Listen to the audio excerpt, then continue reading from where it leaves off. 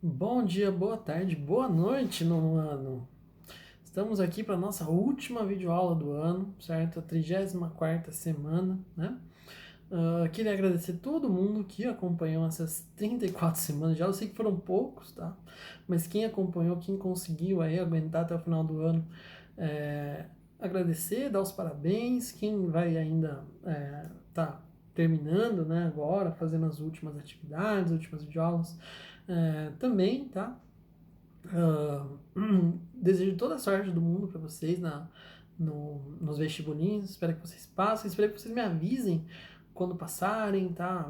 Me falem, não, passei, professor, legal. Eu quero passar, colocar quero colocar no Instagram, mostrar para todo mundo aí que legal, bacana que vocês vão conseguir. Eu tenho certeza disso, tá? Se precisarem da minha ajuda para alguma coisa, algum assunto que vocês não entenderem, me procurem, tá? Ou pela escola mesmo, ou pelo meu e-mail que está nas atividades, ou quem tem meu contato no Instagram mesmo, pode interagir comigo, né? Eu vou ficar muito feliz de ajudar vocês se eu puder, tá? E se eu não puder, eu vou tentar procurar ao máximo alguma forma para ajudar quem precisa, tá bem? A gente vai terminar nossa última videoaula terminando de falar sobre regimes totalitários. Mas antes, eu queria agradecer também, né, para quem me acompanha no Instagram, principalmente, eu mostrei um negócio muito interessante que aconteceu na minha última videoaula, que eu postei. Aparentemente, nós temos a ilustre presença, ou pelo menos o ilustre acompanhamento das minhas videoaulas do nosso presidente da República, certo? Ele fez um comentário na minha última videoaula. Eu até coloquei, mostrei pro pessoal e tal, não é brincadeira. Depois acho que acabou apagando o comentário, não sei o que aconteceu, né? Mas com o nome dele, etc e tal, né? Então, queria que, caso seja de fato o presidente, como vocês podem ver, eu me arrumei, né, para essa última videoaula, agora sabendo, né? Antes eu não sabia que eu estava sendo assistido por uma presença tão ilustre, tão bacana, tão interessante, né? Como a do presidente. Então eu acabei tomando banho, inclusive, eu não sei se vocês estão percebendo, tomei banho, arrumei o cabelo. Não fiz a barba, né, tá, presidente? Não fiz a barba porque, né, não deu tempo, tá? Mas tomei banho, coloquei uma camisa legal aqui, uma camiseta bacana, só pra, né, agora que eu sei que eu tendo um acompanhamento, né, tão ilustre, né, tão importante assim, né? Mas eu queria dizer que, se for você mesmo, né, que mande um áudio, né, um recado para o pessoal de Paulínia aqui, né, que quer tanto saber, que quer tanto ouvir o senhor, né, na questão aqui das nossas videoaulas. Então, se o senhor puder, se for o senhor mesmo, manda um áudio para Paulínia, para a escola de Betel, manda um alô para o professor André, né, certo?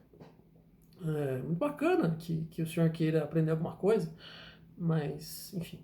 Agora, se o senhor for só um fake que tá querendo encher a minha paciência, eu queria mandar o senhor pro inferno, tá? Se for um fake. Se for o verdadeiro, deixa aí o meu convite para mandar um alô aqui pra gente, né? Falar um pouquinho das suas propostas, né? Que devem ser muito interessantes para o senhor estar podendo assistir uma videoaula de um nono ano. Mas enfim, vamos falar sobre o totalitarismo, vamos falar sobre o nazismo e o fascismo. Quer dizer, terminar de falar sobre isso, também a gente vai falar um pouquinho da questão do Japão. E depois, eu não vou poder falar sobre especificamente tudo que eu gostaria de falar sobre Segunda Guerra Mundial, tá? Porque é a nossa última videoaula, como acho que eu já comentei, né? Mas, o que a gente puder falar nesses 30 minutos aí, a gente vai falar, tá? Então, na última semana eu falei como houve a ascensão desses regimes totalitários. Comecei pelos italianos, comecei a falar um pouquinho sobre Mussolini, sobre as principais características de um regime totalitário, né? O ultranacionalismo, a defesa acima de tudo da nação, a defesa acima de tudo do povo, desculpa, da nação, a defesa acima de tudo desses ideais, do povo não, tá? Do povo não. A afiliação que o fascismo e o nazismo têm com a extrema direita, né? Uma coisa que precisa ser muito bem guardada, tá? O aspecto político do fascismo e nazismo é a extrema a extrema-direita, né? O totalitarismo também tem a sua representação na esquerda, que é o stalinismo, talvez, né? Mas quando a gente fala de nazismo e fascismo especificamente, a gente está nos dirigindo aos regimes de extrema-direita. Totalitarismo também tem regimes de extrema-esquerda, no caso, o stalinismo pode ser considerado talvez como um regime de extrema-esquerda e de totalitarismo também, tá? Falta a gente comentar sobre algumas outras características dos regimes totalitários, que vão ser as seguintes. Olha só. Um dos fatores que eu já comentei na aula passada é aquela questão da superioridade nacional, né? No caso da Itália, por exemplo, eu falei sobre o Império Romano. No caso dos alemães, eu também já comentei a ideia da raça ariana, a raça perfeita, né? A raça superior a todas as outras. O loiro de olho azul e tal. No Japão também vai ter isso, tá?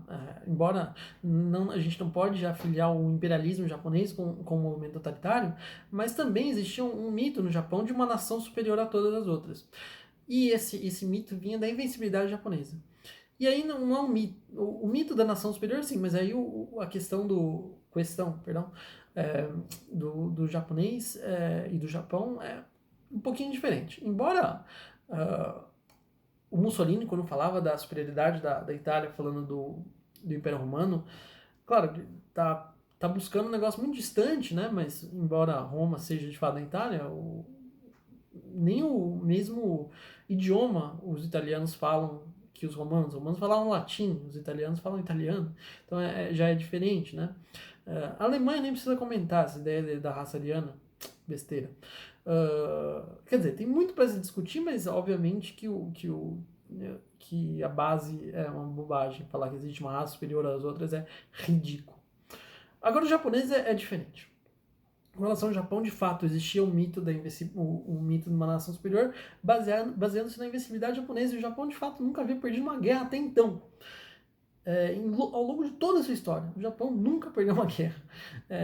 E naquele momento, inclusive quando o Japão perde a Segunda Guerra Mundial, porque o Japão perde a Segunda Guerra Mundial, né, depois das bombas atômicas e tal, muita gente vai se suicidar, porque e muita gente nem acreditava. Não, mentira isso, o Japão nunca perdeu, não vai perder, né? É impossível, né? O imperador protege, Deus protege o Japão, e o imperador é um Deus, e isso é impossível. Tá? Então muita gente desacreditou quando descobriu que o Japão havia perdido a Segunda Guerra Mundial, muita gente, enfim, se suicidou porque não aguentou a verdade e por aí vai. Então o mito da nação superior é muito importante nos regimes totalitários, mas no caso do Japão também era importante para um orgulho nacional muito sério que os japoneses tinham lá. E hoje também ainda tem, de uma certa medida, mas agora um orgulho nacional muito mais baseado na questão da educação e outras coisas mais, mas, né, que ainda existe, mas de uma forma muito diferente agora, né, principalmente depois da derrota na Segunda Guerra Mundial.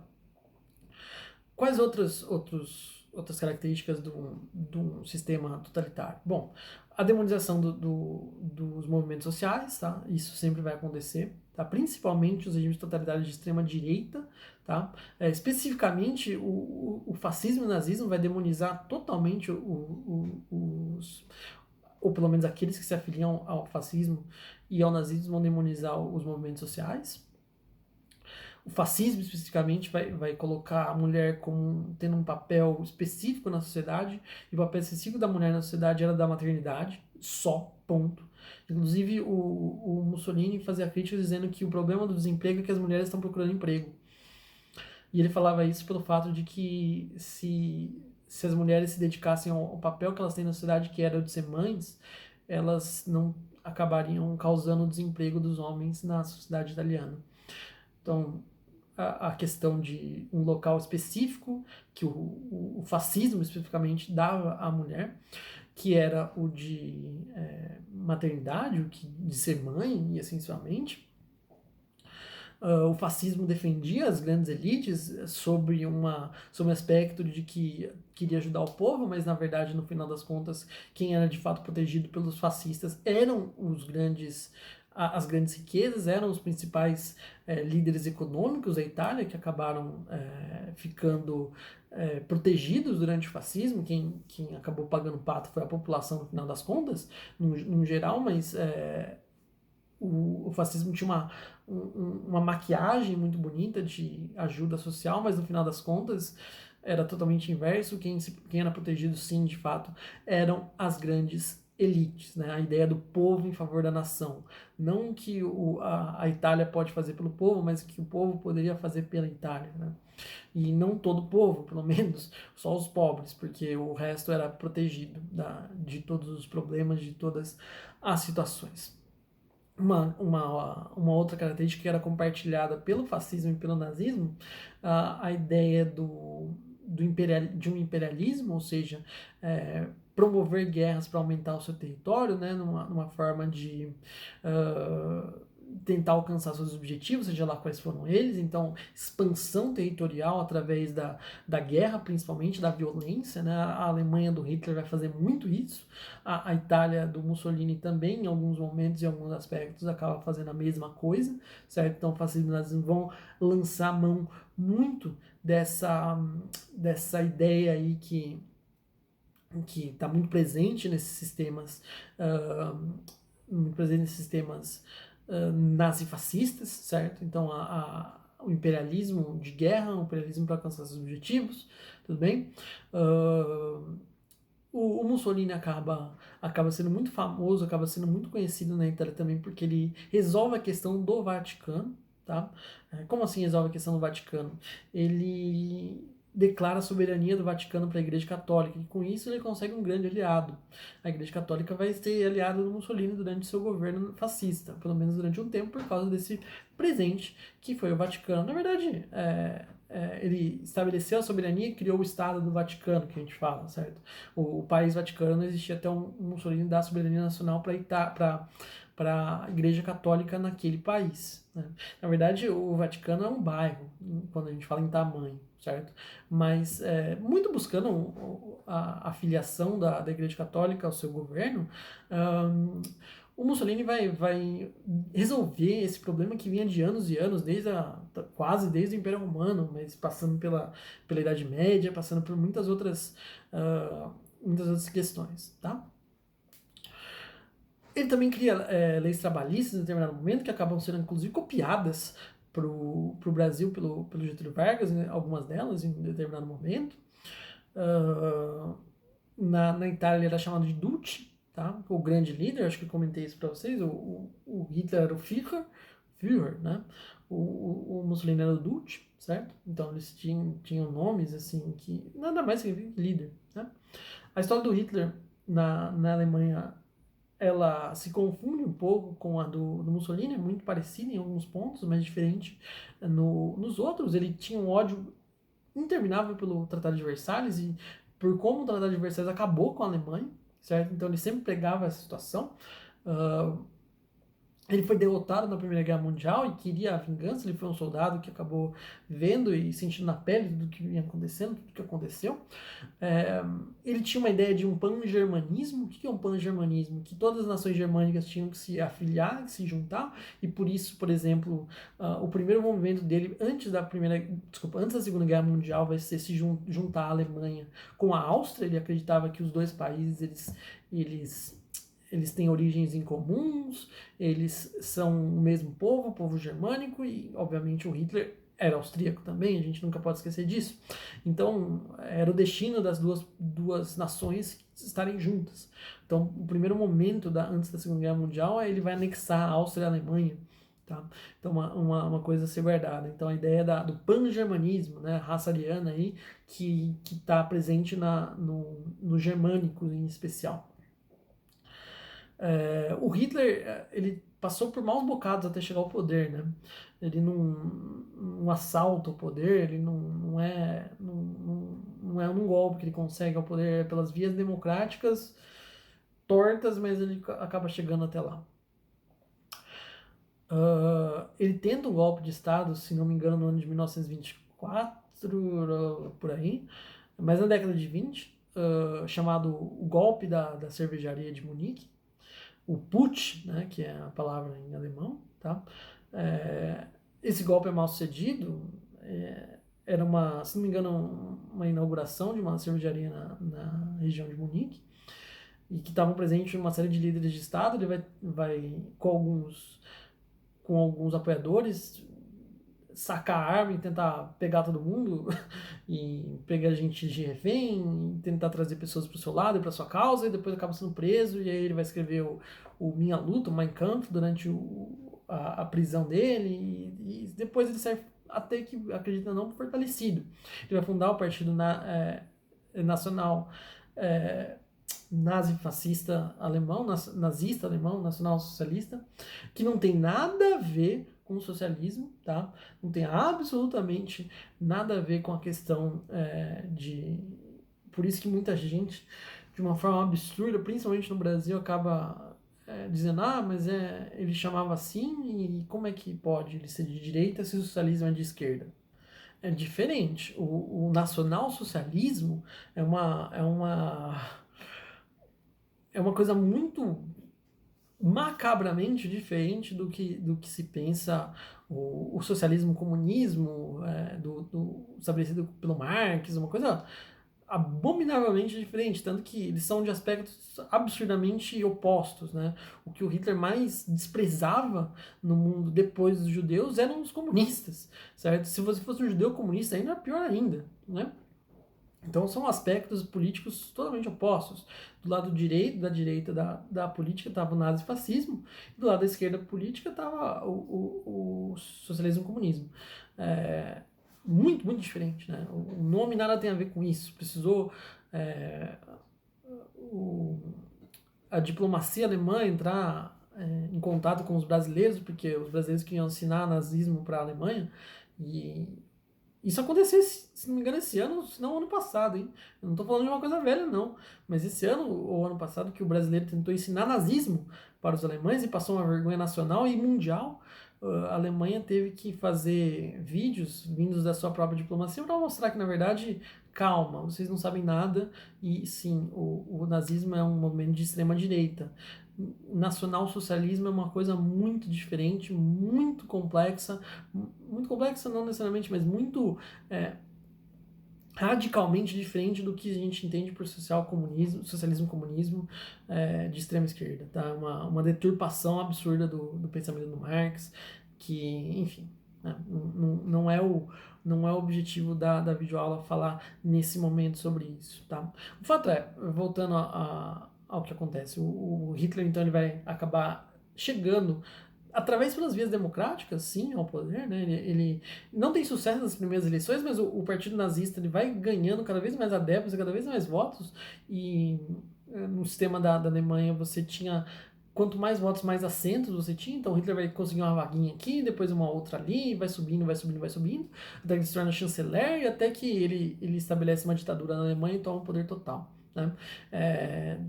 20%, depois 30%, 36%, não era a maioria, tá? Mas ele tinha amigos nos lugares certos, né?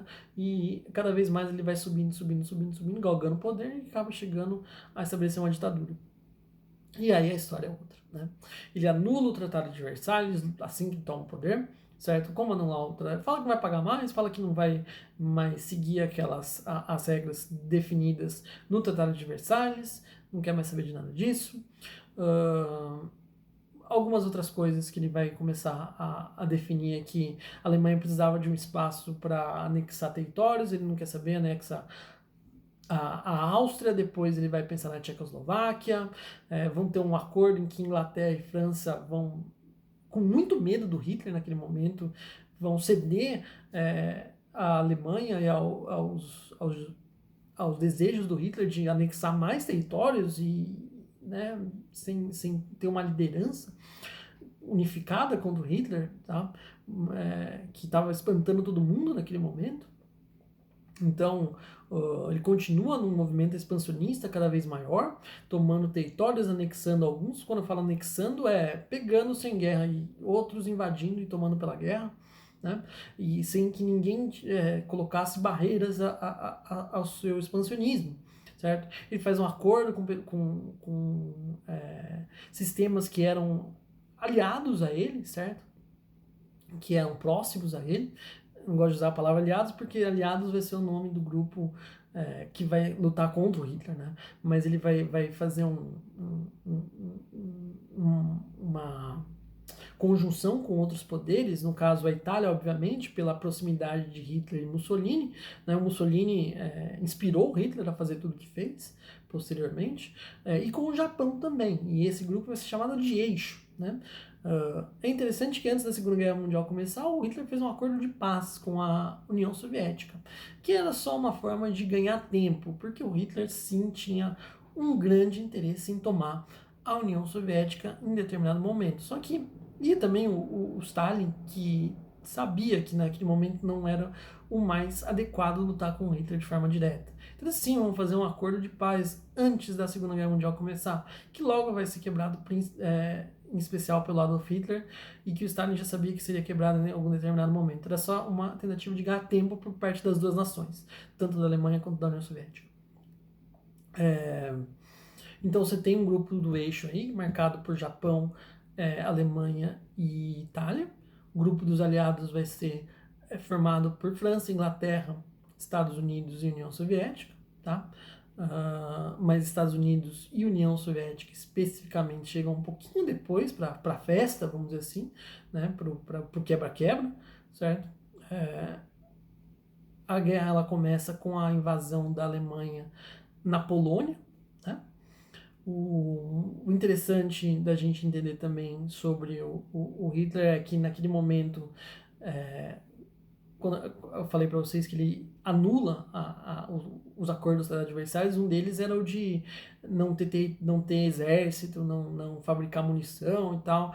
Só que muitos anos antes dele tomar essa decisão, muito tempo antes dele tomar essa decisão, ele já disfarçava alojamentos, escolas, inclusive, e outras coisas. Ele disfarçava esses locais para, na verdade, produzir munição e para treinar exércitos e coisas do tipo, de maneira que a Alemanha, na Segunda Guerra Mundial, tem um exército gigantesco e panzers, né, tanques panzers e uma série de outros armamentos, etc., que ninguém sabia de onde tinha saído, né. Uma das coisas que ele fez foi isso, né, maquiar locais, né, grandes alojamentos, como se fossem escolas técnicas e coisas do tipo, e, na verdade, esses locais aí, hospitais até, e, na verdade, esses locais aí eram simplesmente usados para produzir munição, tá? A grande diferença da Segunda Guerra Mundial para a Primeira Guerra Mundial é a velocidade. Comentei com vocês que a Primeira Guerra Mundial é marcada pela lentidão, né? Então, muito, muito demorada. De pouquinho em pouquinho, as guerras duram muito tempo e para tomar um espaço curto de território. O Hitler ele conseguia conquistar territórios em 1, 2 semanas, ele tomava um país inteiro, certo? Essa técnica é chamada de Blitzkrieg, que era a guerra relâmpago, né? Então ele posicionava os seus exércitos na velocidade mais rápida possível para tomar o seu objetivo, no caso o país inimigo ali, o país que ele tensionava tomar para si, para a Alemanha, numa velocidade relâmpago, certo? Por isso o nome Blitzkrieg, né? Como que ele fazia isso? Muito colocando os seus tanques de guerra na frente, e esses tanques de guerra eles eram apoiados por um bombardeio absurdo da Força Aérea Alemã, tá? Então, em pouco tempo, em semanas, em questão de poucos dias, em questão de poucas semanas, o Hitler conquistava o seu território. Então se apoiava muito nos tanques, num avanço rápido das suas tropas, e tudo isso suportado, apoiado pelo bombardeio aéreo da Força Aérea Alemã, né? Então você tinha ali um mecanismo que acabava funcionando muito, muito, mas muito bem para a Alemanha, né? Vai demorar muito até que alguém faça frente ao Hitler na Europa, tá? Então ele vai tomando territórios, ele e o Mussolini vão fazendo suas jogadas, o Japão vai tomando territórios ali no Pacífico, que era o objetivo dele, né? Até que na Europa começa a aparecer um grupo que vai fazer frente ao Hitler, mas isso só acontece quando na Inglaterra o Winston Churchill chega ao poder, e ele bate de frente com o Adolf Hitler, ou pelo menos tenta bater de frente com o Adolf Hitler, só que o seu grande aliado naquele momento, acreditem ou não, vai ser a França, né? Imagina, Inglaterra e França do mesmo lado. Acreditem ou não, vai ser a França vai ser rapidamente também destruída e tomada pelo Adolf Hitler, né? O Hitler odiava a França, uma série de motivos. E quando ele tomar a França, ele vai posar na frente da Torre Eiffel para mostrar e ferir o orgulho de todo francês. Enfim, então a Alemanha toma também rapidamente a França e tira um dos grandes poderes da Guerra Mundial. E a Inglaterra fica praticamente sozinha, lutando contra a Alemanha, a Itália. E o Japão não, porque o Japão não estava mandando tropas naquele momento. Agora o Japão estava fazendo terror no Pacífico, né? Acabou com a China, por exemplo, o Japão fez uma coisa horrível na China também, tá?